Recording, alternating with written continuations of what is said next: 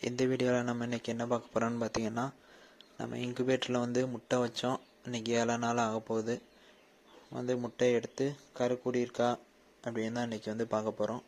கரு கூடாத முட்டையெல்லாம் தூர எடுக்கணும். அதனால் இன்றைக்கி கரு கூடியிருக்கா இல்லையான்னு பார்க்க போகிறோம். வாங்க பார்ப்போம்.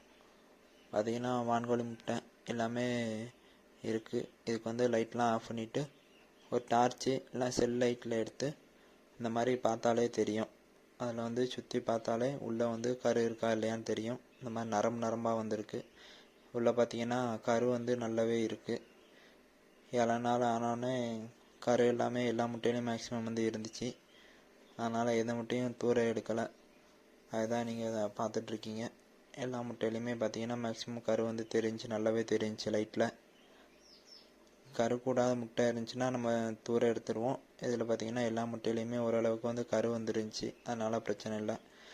இது கூடவே பார்த்திங்கன்னா கொஞ்சம் நாட்டுக்கோழி முட்டையும் கொஞ்சம் இடம் இருந்துச்சுனாலும் நாட்டுக்கோழி முட்டையும் வைப்போம் அப்படின்னு நாட்டுக்கோழி முட்டையும் எடுத்து வச்சுருக்கோம்.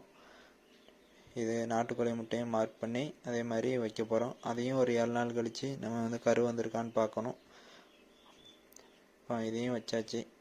பார்த்திங்கன்னா நம்ம சேனலில் நாட்டுக்கோழி, முயல், வான்கோழி, ஆடு சம்மந்தப்பட்ட நிறைய வீடியோ இருக்குது. உங்களுக்கு பிடிச்சிருந்தா செக் பண்ணி பாருங்கள்.